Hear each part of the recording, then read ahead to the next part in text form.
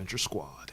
Another month has come and gone, and it is time for the September. There we go. Choose our own adventure. We have our usual merry band of adventurers with us. So let's do our introductions around the table. Who is here to my left? Brian Martin, also known as Jermon Jackson.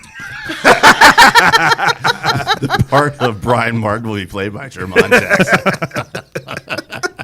And who's directly across the table from me? Leslie Ellsworth. It is Leslie Ellsworth. And who's to my right? This is the actual Jermon Jackson. Oh, okay. KOAT, King of all trivia. Not from last night, though. He got wiped out. Everybody got wiped out. How do you have 4 hours of geek events for everybody's team score to be 0 at the end? God, that made my damn night. Man. That was a stumper, man. That was a stumper. So we are here to do our usual choose our own adventures for you patrons at the $7 or higher tier. Thank you for your patronage. We appreciate it. Do you guys have anything to talk about beforehand, or you all just want to hop right into it? I feel like I did. All right then. Fair enough. that was succinct. Have we all at this table? You haven't seen Ad Astra, have you? No, I have not. Beautiful movie, man. Beautiful. My wife was out with friends last night and texted me like halfway through the night and was like, Ad Astrid? ? And I'm like, are you talking about Ad Astra? It's like, yes. I was like, well, what's the context here? Like, what do you... I don't even want to know. It's like, nothing. We were just talking about it. I'm like, okay. Sounds good. Nothing to add. Kind of like this. Just like some of those... It's just like some of those questions we get for choose our own adventure, where it's just like the word like, dark. That's not a question, but sure, we'll give it a shot. Did somebody die? I feel like somebody died, though. Did somebody die? One of the guys from Karate Kid died.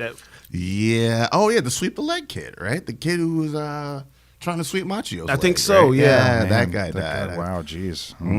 Yeah, he finally waxed off him. Well, I guess rest in peace. Rest in peace to that guy whose name we did not have prepared for this. The lead singer from the Cars. Yeah, it was a trivia question I missed on Thursday. I feel like there was something else in there. We're gonna remember later and feel really guilty. Yep, especially when their ghost comes to visit us. After we did get It was me. Who are you again, sir? Jerry Orbach is already haunting me. Been haunting us for months now. Damn you, Orbach. Add that to who's gonna be haunting you after this now? Tony Shalhoub. Tony Shalhoub Gonna be haunting you for a while. Man, yeah, He's like, wait, I'm still alive. It's like He's still haunt my dreams, Tony Shalhoub. All right, then, let's get into this ridiculousness that is known as choose our own adventure. I think we have not as many as we normally do, but we'll see how this whole thing goes. We're going to start with Shannon, the better half of the Shannon and Scott marriage there. And she says, so are you the type of moviegoer who finds yourself completely immersed regardless of the plot holes and dumb shit in them, or can you not help yourself from critiquing really obvious things wrong with even good films? Discuss specific examples or not, if you're the type of person who just not notice these things. I'll go first. It all depends on my level of hypeness for the movie. Like Endgame. Going to Endgame and I was like, this movie was perfect. And then like 2 days later, after everyone had also said, this movie is perfect, I mean, this time travel shit doesn't quite hold water. If it's a movie I'm already like, I don't know, but, I got nothing else to do, then I'll start picking it apart while I'm in the movie. Suicide Squad. After I woke up from my nap halfway through it, I was like, this movie is just an editing nightmare. This is a mess. I feel like I probably would have overlooked that if it had been something that I was actually hyped for, though. So, yeah, it all depends on my level of hypeness. Last Jedi, I came out of that the first time. I was like, I had no idea how I feel about this movie. And it took another movie or two, and I was like, all right, now this doesn't quite make sense. This doesn't quite, the whole Canto Bight thing doesn't work. So, yeah, I think, for me, it all depends on how excited I am to see that movie. Yeah. Initially when I go into a movie, like of course Endgame, I was so hyped, that suspension of disbelief is there initially, and you get immersed into the movie, and then it takes maybe a few viewings where you saw, wait a minute, Yeah. what's going on here? Like, case in point, the whole time heist and everything. Well, if that went down like it was supposed to, and they were supposed to return all the stones, like, wouldn't you have seen Captain America pop up returning those stones as they were taking them? Holy, I never even thought about that, huh? It hadn't happened yet. Now Yeah, there's I a guess it has whole to happen for it to happen. there's again. a whole additional plot that Yeah. not revealed in that movie, Right. Where Captain America, it's like 3 Captain Americas, Yeah. all at once, fighting over who's truly America's ass. He's like, I can get behind that. Too many Chris's. It goes back to that movie I pitched that one time. yeah. Destroy all Chris's. I thought it was going to be on a Marvel one shot on, I think on the Blu-ray. There. the only Oh, yeah. time Fight of America's ass. I think one of the few times that I really like a Battle plot for hole it. really like got to me as I was first watching the movie was X-Men Origins Wolverine. That scene where he takes down a helicopter and it blows up, and then That he is like rough. I was like, how the hell did he blow up the same helicopter twice? Because when he strikes the thing down at the gas line and like blows it up a second time, I was like, Yeah. wait a minute, that's not how it works. That's the thing though with I think that it depends on the quality of the movie. I know Yeah. we talked before about how like a good score can elevate a subpar movie, Right. and a great movie can sort of compel you to overlook a lot of the little Or be more inconsistencies and forgiving things. Yeah. Like X-Men Origins Wolverine is a terrible movie, and so it just makes all of those imperfections stand out yeah. more and more. Whereas like a movie like. There are things that happen in movies during the production process that remind you that this is just a bunch of dudes trying to make a movie. The stormtrooper that bumps his head on the door is like the best example. It's like nobody points that out as like this just egregious error in Star Wars. It's become this thing that's just sort of like, wasn't that cute, you know? And I think that like the first movie I saw where I was very aware of plot inconsistencies at the moment I was watching it, and I didn't give a shit, was Jurassic Park. Because Okay. and the thing in Jurassic Park that got me when I was sitting there watching it was that the power in the park is cut, but the fans are turning. In that one scene where John Hammond is talking about the flea flea circus, circus. right? So the fans are running. They're sitting there eating the ice cream because they don't want it to melt. There is obviously a power problem, but the fans are going, and I'm like, what? But and probably the only reason I noticed it then was because it was the flea circus scene, and I'm like, nobody okay, gives a so shit about this this is scene, either yeah. the bathroom break or I'm going to notice some weird shit happening in this in the frame. But Jurassic Park, I don't care. Like, Yeah. and I notice it every Yeah. single time, and it It just did- sort of bleeds into the background for me. Yeah, it was like years later watching Jurassic Park when I just like, how does a T-Rex sneak up on somebody? There's a tiptoeing T-Rex. Watch this guy. We heard him coming from a mile away before, Yeah. but now it's like I don't care Yeah. because it's in service to the experience. Right. Yeah. So sometimes I think that's a deliberate thing they did, right? Oh, Where they obviously. overlook the fact that the T-Rex is noisy as shit. It's like a T-Rex in Jurassic Park sounds a lot like my wife getting up to use the bathroom in the middle of the night. It's like everybody in here is going to be awake. What about you, Leslie? It definitely depends for me as well. Not just on how hyped I am about the movie, but also what are my expectations for the quality of the movie. So a little bit of what you said, a little bit of what Brian said. Like I feel like I have a fairly high capacity for the willful suspension of disbelief, but there are definitely things that will take me out of a movie. The flying Leia in space scene. I love The Last Jedi. That took me out of the movie. You know. It was like, disorienting. Yeah. Absolutely. I was able to get back into it and overlook it, and I admit, yes, that is a flaw. But it didn't kill it for me. I wasn't, nitpicking everything else because of that. Without spoilers, because somebody here hasn't watched Ad Astra yet. Oh no, but he watched Ad Astrid, so it's okay. Ad Astrid. It's the version you buy at the checkout at Walmart. That Silent Pictures version. I cannot believe they made a version of Ad Astra to fool my grandma at the checkout at Walmart. It's like Lorenzo Lamas'. I got that movie you love. Lorenzo Lamas' Ad Astrid. Brilliant. Somehow, actually, Tommy Lee Jones came back and did that one too. But what about that, honey? Without spoilers, it was really damn good. There were a couple of things that made me go, during it, but again, not something I felt compelled to like talk about and think about at the time. Venturing very briefly, dipping my toe into another question. Another life on the other side. That would be an example of something that I was just nitpicking as it went. Yeah. And I will leave the rest of that until later. Yeah, there was that movie About Time. I don't know if I was talking with you guys about this yesterday or somebody else, but I talk about this movie a lot in terms of it was the movie with Donald Gleason and Was it Rachel McAdams? McAdams, Oh, I haven't the watched time that travel yet. wardrobe movie, Yeah. and it spends a lot of time in its first act. Not a lot of time, but it succinctly summarizes the rules of time travel as they relate to this movie, and then about 3/4 of the way through, it breaks that rule. And it was something that even my wife noticed, who is very passive when it comes to time travel movies and just sort of takes it as it comes. Yeah. And she was like, wait, can we pause for a second? And I was like, yes, we can, because you just noticed that the movie broke its own rules. Yeah. So like, it really kind of depends, you know? Okay, that's what's up. Let's see what we got here. From Duquan Grady Swint. He said for this month's Choose Our Own Adventure, I posed the question of how would you make the Star Wars prequels better? What do you have there, Leslie? So I kept it kind of broad, as I tend to do. Let's focus on changing the first one, Phantom Menace. I would keep in the testing for the Force, because I do believe that the Jedi would have some way to detect if somebody was Force sensitive. I would cut out all of the midichlorian bullshit.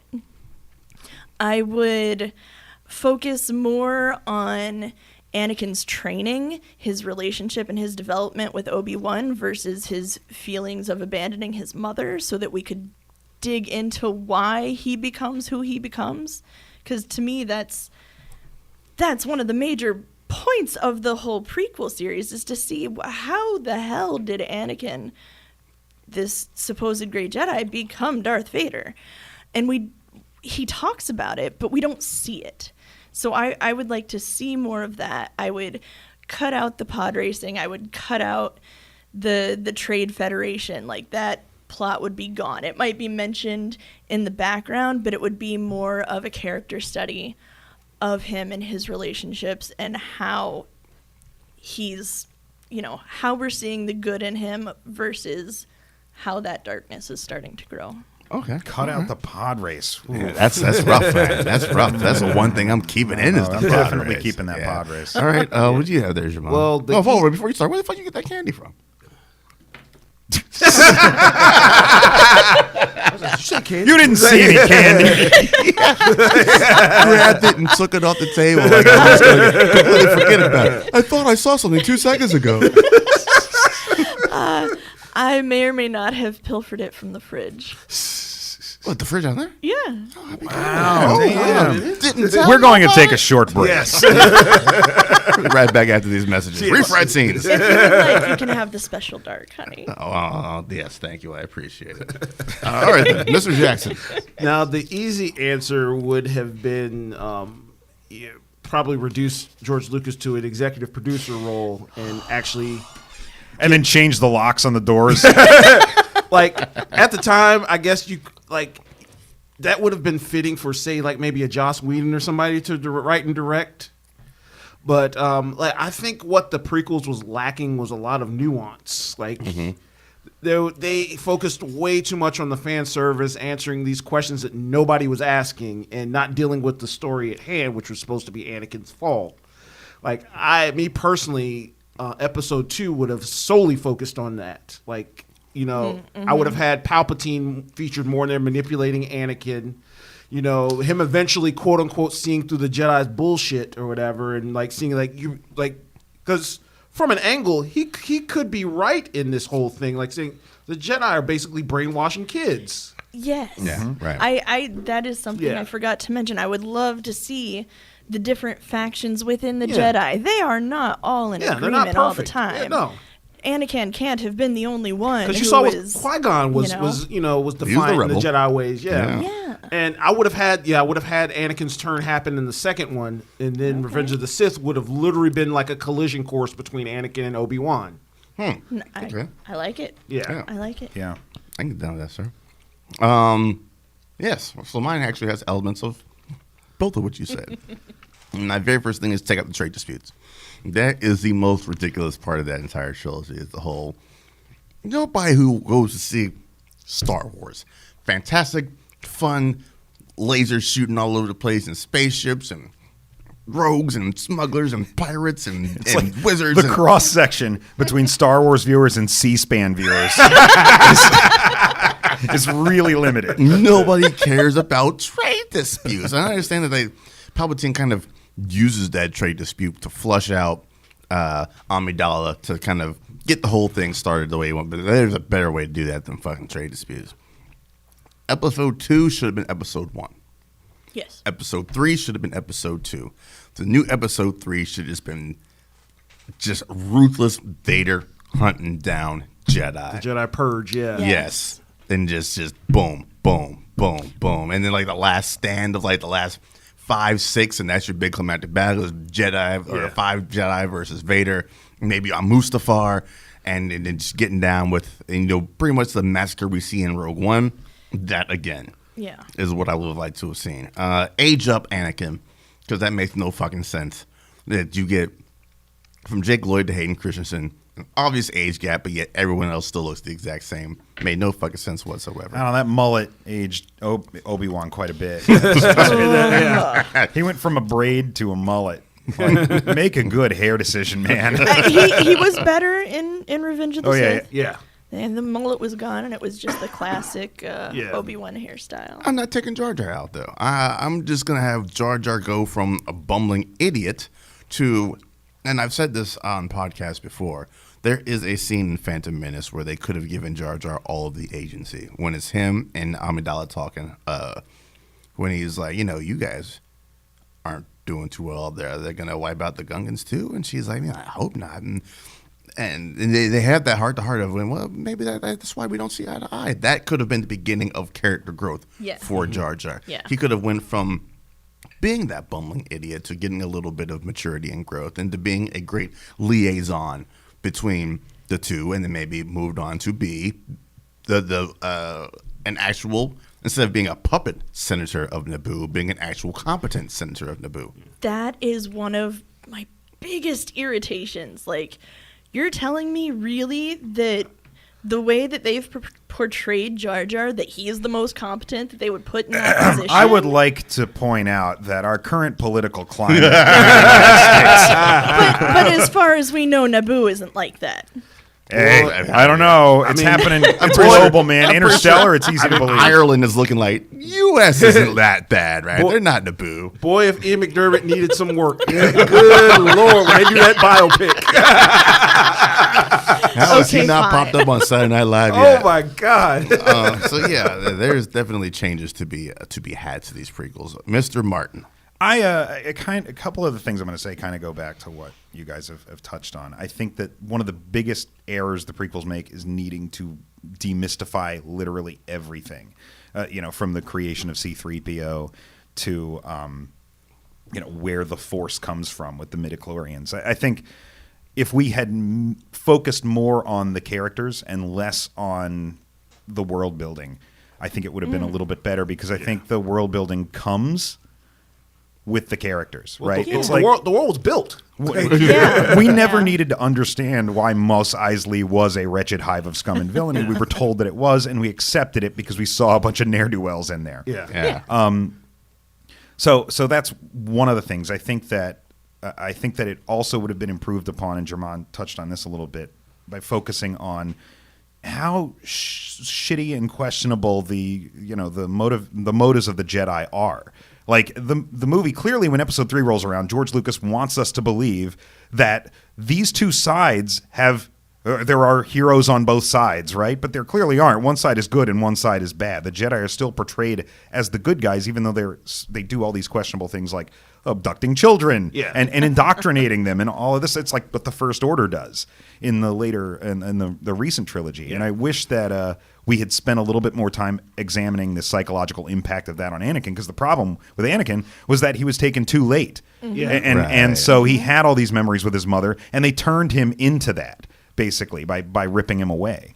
I like it. And so I don't necessarily think I would have aged Anakin up.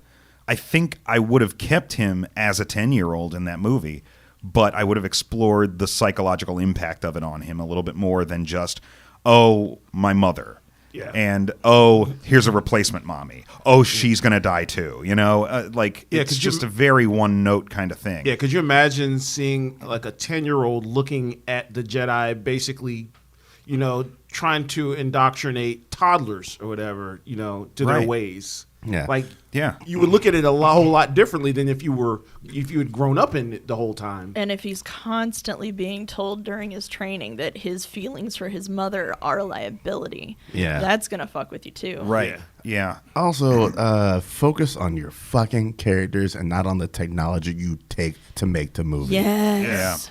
Yeah. George Lucas is not a good director. I mean, we can just put that out there. He is not a good director. Well, he does not work well with humans. Yeah.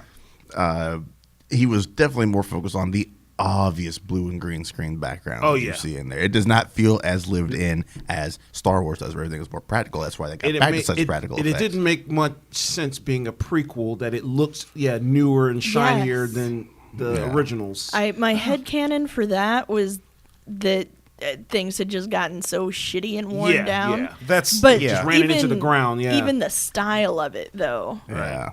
That was the only other thing I would change, because I really wouldn't change a whole lot about them when you get down to brass tacks, other than just the overall stuff I mentioned. But I would have made the Gungans speak in a completely alien dialect. Not Jamaicans? No. I would actually have had the Nemoidian Trade Federation representatives and the Gungans speak in alien dialects. Yes, please. Not the Asians? Not the Asians, no. Yes. And then you know how they tried to course correct later by having that one surfer dude, Nemoidian? Yeah. He's like, oh, batteries fire, bro. Yeah, like, it was Lord. not great. But I think Jar Jar, even his wacky antics, would have been better if we just didn't know what he was saying. If he was more of a Chewbacca. Okay. Yeah. All right. All right, then. So Manny Manfredonia. He asked us to talk about another life. According to him, is basically Sakharov playing Starbuck, but in a time before the 13 colonies were established and in charge. He's right. He's not wrong It's at also all. basically Contact. It's also basically Close Encounters. It's also basically Prometheus. There's some derivative stuff there. Yeah. Yeah. I feel like they were like, these are the tropes we want to hit on. These are some of the classic sci-fi tropes you kind of want to hit on. And they put them all in one season instead of stretching them out over the series. Yeah. If Now, that became a fun game of ours, naming the episodes by the trope or movie it really featured. Yeah. Yeah. I will give them one thing, because of the two episodes I watched, I did enjoy the whole dynamic with the crew. Like, they couldn't stand each other. Yeah. Yeah. Like, they literally started a mutiny, like, in the first episode. And, like, Which is something you'd think would be like the season 1 ending. Yeah. Like, all right, I'm taking over this ship now. Like, this is the first episode. like some straight-up Crimson Tide shit. Like, She had to kind Shout out of Gene Hackman. she had to earn her place among the crew there, but like, man, what happens to Superman at the end of that episode? oh, wow. he's a crispy critter. Poor Superman. Yeah, it was so weird. Like, it was not good, but it was like we just couldn't look away. Yeah, it was engaging, even as it was just so bad. It was a hot mess. It was an entertaining hot mess. You know what it reminded me of most of all while I was watching it was, those memes where it's like, we forced a bot to read all 7 Harry Potter novels, and then it produced its own. Yeah. Like this was like the TV version of it. We forced a Yes. bot to watch every sci-fi show ever, and then it wrote its own. This is the first bot-written show on Netflix. We fed it a bunch of Star Trek TOS, a bunch of Stargate, a bunch of Babylon 5, and we're doing a dash of Farscape. And they're like, here you go, bot. And a little bit of Battlestar Galactica. That's how it casted Katie Sackhoff in there as well. Now, I will say I did enjoy some of the casting. Like, I liked Nico. I liked Cass. I liked their interactions, their relationship. I really liked William. I liked that character a lot. And I liked the fact that even though he's a program, he managed to have some sort of weird character growth. Yeah, some could say maybe the most character growth. The computer program had the most character growth out of anybody on It that. was written by a bot. Yeah, it makes more sense now. Okay, so should I stay non-spoilery or can I spoil here? Spoil away. All right. So there was a later plot line where Cass, you find out she was in love with Yerxa, Superman that was, slaughtered at the end of the first episode. And so she's having a hard time dealing with that. The plot line I understood. I thought it was going to go to Michelle, the really angry woman who was just bitchy, and I thought, The okay, worst character on the show. we're gonna find out she's bitchy because she and the captain were having a thing. Like, obviously, nope. And I'm just like, so just Some of the there were some choices they weird- made. yeah, just really odd choices. I'm not sure if they're like, well, we want them to think this, so we'll surprise them here later. And it's like, this is the fucking surprise you came up with, man? Yeah, like no, you gotta set that shit up. Yeah, you guys said that. I didn't like when Katie Sack when she killed Captain or dude or whatever. Bacon didn't, Man. We'll call him Bacon Man. Yeah, I didn't feel bad. I didn't feel bad about it because everybody else was like, oh, she's a murderer, blah blah blah. I was like, she just did a mutiny, trying to almost killed you all. Like, Yeah. why are you so pissed at her? Like, He almost tore the ship apart. yeah. He almost killed all of them, and William clearly can play reenactments and stuff. Why didn't he show that?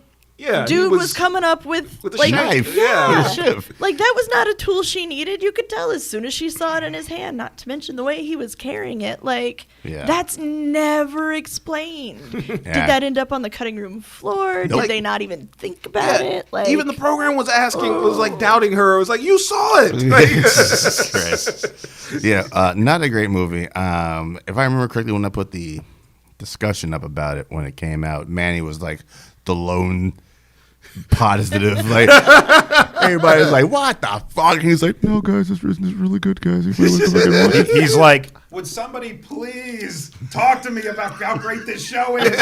Anyone? it's like I need validation. Pretty much. I did enjoy it. It's not great, but it's really a hot mess. But I did Hot enjoy garbage. it. All right, let's move it on. Let's get away from that garbage. Scott Self, the other half of the Scott and Shannon combo, some would say the not better half. I love that man. Since 1939, the world has loved our Caped Crusader Batman. Now, whether you like Detective Comics Batman, Dark Knight, Keaton, Kilmer, Bane, West, Clooney, and he said that you all know it's Clooney, hashtag bat nipples for life. Who is your favorite supporting character, good or bad? Brian. I think probably Harvey Dent, Two-Face. My man. On both sides of the spectrum. I was watching some of the animated series last night, and one of the Just randomly? Actually, yeah, Yes, sort of. You do watch those randomly. You can. No, I wouldn't. Yeah. I wouldn't know. You wouldn't know, I yes. wouldn't know. One of the coolest things the animated series does, it's I think the 7th or 8th episode is the start of the Two-Face two-parter. But prior to that, you get a couple episodes with Harvey Dent in it. And the very first time you see him is in the first episode on Leather Wings. And you don't see him at first. There's the police station meeting between Bullock and Gordon. And suddenly there's this shot and you see a finger flipping a coin in the room. And then it flips over to him, and Bullock makes a comment about the DA's office, and then you see Harvey Dent sitting there in the room with them, and it's like, it's such a great reveal. But I love how tormented and conflicted he is. I loved his portrayal in The Dark Knight. I think that was kind of something I'd waited to see in live action for a while. You got it in Batman Returns. Or Batman Forever. Batman Forever. Yeah, I mean, like, that's not what I was waiting to see. Oh, Say Yeah. Billy D. Williams. Yeah, I was Lee waiting to see Jones Billy D. rears his Williams. ugly head again. But no, I really, really think he's one of the richest and most dynamic supporting characters in the Bat franchise. Runner up for me is Renee Montoya, though. Dent is Two-Face is my favorite Batman villain. Yeah. He will always be my favorite Batman villain. Leslie. So I went a little bit for the nostalgic route for this. And Harriet from the 60s. Burt Ward as Robin. Grew up watching the Adam West Batman, of course, as you do. And I'm sure at the time I loved Batgirl, but I'm gonna go with the Penguin. I loved all of the different like umbrellas and tricks and things that he had. And then seeing him in the Burton film gave a whole new depth to that character, we'll just say. He went from like intriguing and cool to like fucking creepy Yeah. for me Yeah. as a child. He's a real creeper in that movie. literally- Not even just just- his appearance. He's Yeah. like, just personality-wise, Oh, he's yeah. like just... Yeah, he's a creepy ass dude. Yeah. yeah, he's the prototype for Frank on It's Always Sunny. It really is. It really is Clearly. playing. Yeah, I can see an episode of Always Sunny with Danny DeVito just literally eating a raw fish. Yeah. Like, it's Thing that never made any sense to me is what engineer is he going to get these umbrellas made? yeah, He's somebody- like, I need this to shoot out some rockets. There's always Anyone a with a- crime engineer, you Like, know. anyone with that's- a Gatling gun in it. Can you make that happen? You think Like, that umbrella Gatling gun happen? There you go, Tom King. We're sitting on all sorts of untapped material for it. it's probably the same dude that makes all Batman's gadgets and whatever. Wholesale, baby. Yeah, he doesn't care which side he's There's working going to be a for. Canto Bite scene in a Batman movie. It's all about All Gotham Lucius- War profiteering. Lucius Fox behind it, everything. All right, Jamont. Well, yeah. Looking at the question, when I think supporting characters for Batman, I literally went immediately to Alfred. Like, Okay. Yeah. I think he is probably bar none, one of the best supporting characters in the Batman lore. Like, he literally is a supporting character. He supports Batman / Bruce Wayne in every aspect of it. Like, he's his butler, his nurse, his confidant, his father figure. Like, anything, like any and everything Batman needs, he's there for it. Yeah. And particularly, I liked Michael Caine's performance in the Dark Knight trilogy because he was so much of a contrarian. He was like, "Look, Batman, you can't do this forever." It's like, Yeah, that whole Bane speech. yeah, he was Look like, at his speed. It's dude, ferocity. Yeah, it's like, Yeah. he was like, "Dude, like get real here. It's like you're past your prime. You can't do this for. You're going to die doing this." And it's coming from a place of love. Like Yeah. he legitimately loves Bruce like a father. yeah. Right. It's weird. Your mind immediately went to Alfred. My mind, as supporting character, immediately goes to Jim Gordon. I think Jim Gordon is the best supporting character that Batman has. Without Gordon, Batman is not Batman. He has to fight off both whatever crazy villain the week it is and Gotham City Police Department. Gordon is what's holding him back from doing that. Right. I don't think Batman gets half his shit done without Gordon. Gordon passes him all the information that he needs to follow up on the leads and whatnot. And without Gordon, you don't get the iconic light in the sky. Right. Which that is more synonymous with Batman than anything else, I think. I think you need... And then seeing him progress through and Chris Nolan starting that joint from lieutenant to detective to commissioner. Yeah. I think, I think he is... I think it comes down to Gordon or Alfred as your most The supportive. messed up thing was he didn't get that commissioner position just through earning it. It was No, people it was died. People like else is everybody above dead. him died. Like, But like the mayor got blown out of the skybox, so I guess we're gonna make you you're a a commissioner commissioner now, buddy. when you're the one clean cop in Gotham, that's going to happen. You know. Yeah. Yeah. Or they would have killed him like week 2. Oh, Right. yeah. Dumped his body out in the And that was one of the another- harbor. That was another thing with Jim Gordon. He was kind of the one that kept the police department at bay, dealing with Batman and everything. Yeah, Because, yeah. of course, I'm pretty he's sure he acting took- outside the law. So it's like He took flack for that Yeah. from every other cop, I'm Yeah. sure. Of course, every cop could have been like, "Oh fuck it, he's doing our job for us. Let's just sit around and get paid." True. It's the only way I'll learn. A little wiggle there for you.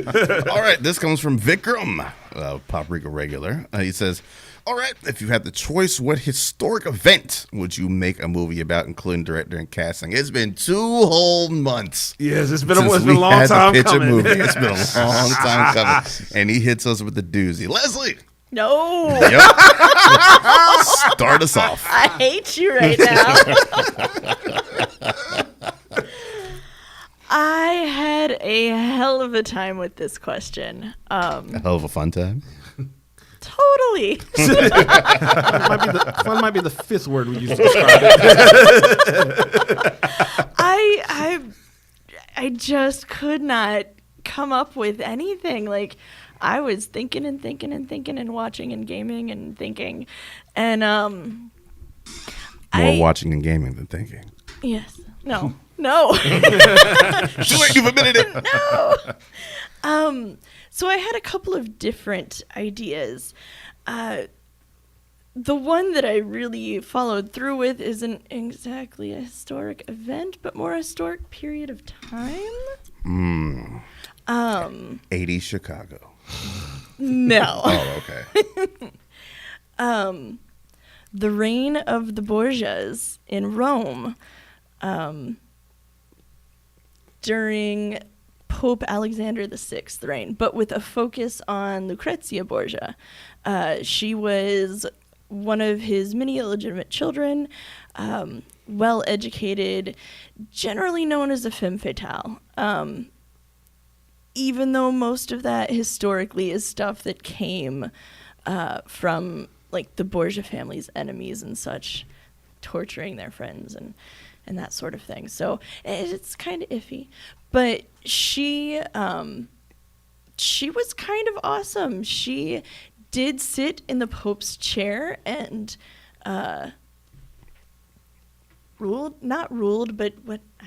reigned for him for like whatever that So day was. I was thinking maybe it was like a photo op. I don't know. She sat in the chair, No, got a no, picture. like and she was talking, dispensing orders to the cardinals and such. Okay. Like as the sitting pope, I think, something Okay. like that. Many politically arranged marriages, and I would want to focus like on the point where she's married to her second husband, and she ends up the governor of this place that I'm going to mispronounce, Spoleto. Sounds good to me. It's a position that's usually held by cardinals. It was not given to her husband. It was not given to a cardinal. It was hers in her own right. And to me, that's maybe not historic event like epic, but still pretty damn awesome. Events can take more than a day. Rome wasn't built in a day. You know? Brian, what? Oh, you got more. Oh, yeah. Who's directing your business? Yeah. I'm going to have Lucrezia, played by Tuppence Middleton, from Sense8 and the TV show War and Peace. Cesare Borgia is her maybe more well-known older brother who was the inspiration for Machiavelli's The Prince. I would like to have him played by Ben Barnes. No, Ben Barnes. Yeah. Billy fucking Russo. Oh man. And we'd have to have Rodrigo Borgia / the Pope in there. He's kind of directing everything, but didn't quite come up with a character for him. But I would want to see this directed by Yorgos Lanthimos. Yeah. My man. He did The Favorite. He did The Lobster, which I have not seen. I really liked how you were still immersed in the characters in The Favorite, and as well as in the time itself. So I think that type of thing would play out very well. All right then, Mr. Martin, what you got? So I'm maybe this happened. It probably didn't. It's gonna get out in front of this, but it's one of the coolest, coolest images I think. That it's like one of the more interesting parts of theology that I think would make for a pretty awesome movie. So between the time he died and the time he was resurrected, Jesus went down to hell, and like saved all the damned souls from hell. It's the harrowing, is what they call it, right? So Jesus goes down into hell, and he has to fight hordes of demons. Okay. This is my movie. Now we've It sounds like the plot to It's called Spawn. the movie. The plot to Constantine. The movie is called The Harrowing of Hell. It brings back Jim Caviezel in his iconic Jesus Yes! role. Nice. My man. It stars Willem Dafoe as Satan and the Perfect. and most of the cast of the raid as the demons Jesus has to fight his way through to liberate the damned of hell in like 3 days. I'm always happy to see those guys from the raid get work, man. Always happy to see them. It's going to be directed by Justin Lin of the Fast and Furious franchise and Star Trek Beyond. He understands things like sacrifice. He understands things like saving people and how to pull a misunderstood villain off, like Krall in Star Trek Beyond. Right. He He also knows family. and he knows how to direct action, and that's really the most important thing here. So it's going to be a biblical action movie. I am really tired of it's like it's not that I hate Christian movies because they're Christian. I don't like Christian movies because they're not good. There's like it's like D-list actors in F-list performances in movies that are all really, really super preachy. Why can't Jesus just kick the some shit ass. out of some people? Yeah. I mean, Outwit it. they did well with Abe Lincoln Vampire Hunter. Get out. Jesus, Get out. Jesus died for our sins, but he also fought for them. Oh, okay. Okay. And that's the tagline for the movie. right there, yeah. I can And get that behind tagline's it. going to pop up on Jim Chester Might one of Caviezel, these Willem days. I Dafoe, would go The see Harrowing that. of Hell. Opening night, I would go see that. Opening night, I'm there. I'm trying to get a screen to The Harrowing of Hell. See if the Charlotte Geeks will touch that. Screening is like, no. I think we'll pass on that screen. I went a little bit of a happier direction. What's not happy about that? Nobody's souls might be damned for this. Success or failure. Not a historical event, but it is an event that was very prevalent in my early teens, something like that. I can't do math. Mine is going to be about this historical event called the Late Night Wars. It's going to be Okay. Letterman versus Leno. It's going to be all about Carson's retiring and the battle between the two shows Letterman and Leno had to see who will take over the Tonight Show. So it's going to be directed by Steven Soderbergh because I want this shit to pop and snap. I want it to look slick and stylish. I want the comedy to be on point. The timing has to be there. Soderbergh has shown that he can do that with the Ocean's movies. And speaking of Ben fucking Barnes, Ben Barnes is my young Jay Leno. Oh, wow. Yes, because no one does smug asshole quite like Ben Barnes does. We're just Are going to you put a gonna- prosthetic chin on him. I'm not going to cast the guy just because he's got a chin. I'm going to cast a good actor and then add the chin to it. Fair. He's going to look like that guy from that kid show, Lazy Town. Oh, jeez. Bill Hader will be David Letterman. Yes, good. he will be my young David Letterman. And everybody forgets that during the Leno Letterman wars, there was another young man coming up in I've the game never forgotten. called Conan O'Brien. Chevy Chase. Chevy Chase did have a talk he show did. in that He did, window, yeah. though, for like 10 episodes. Magic Johnson. This is like the magic hour. Yeah, it was It like literally lasted that long, an hour. Alexander Skarsgård will play Conan O'Brien. Okay, Because he's got that lankiness about him. Yeah, We're gonna have to get that hair poofed up a little bit. I just and don't ever think of Alexander Skarsgård as lanky. Funny? Lanky, because the first role I saw him in was Eric, a vampire in True Blood, Okay. and he was pretty broad for that role. He's going to have to slim it lose down, some man. weight. Slim it down. And speaking of slimming down, Tom Hanks is going to play my aging Johnny Carson. Ooh. Yeah, so you get, it's just going to be, you see the utter seediness of Jay Leno as he's hiding in closets while people are discussing him in his show, and Hader in the background working on bits and sketches, and this doesn't work, oh, it's 3 minutes till airtime, all that kind of good stuff, and Tom Hanks right there in the center of it, quietly rooting for Letterman. And can't quite come out and say, I don't want Jay Leno to do it, but that snakish ass Ben Barnes somehow gets in there and gets the job. That's my movie, sir. And what about you, Mr. Jackson? What is Samuel L. Jackson doing today?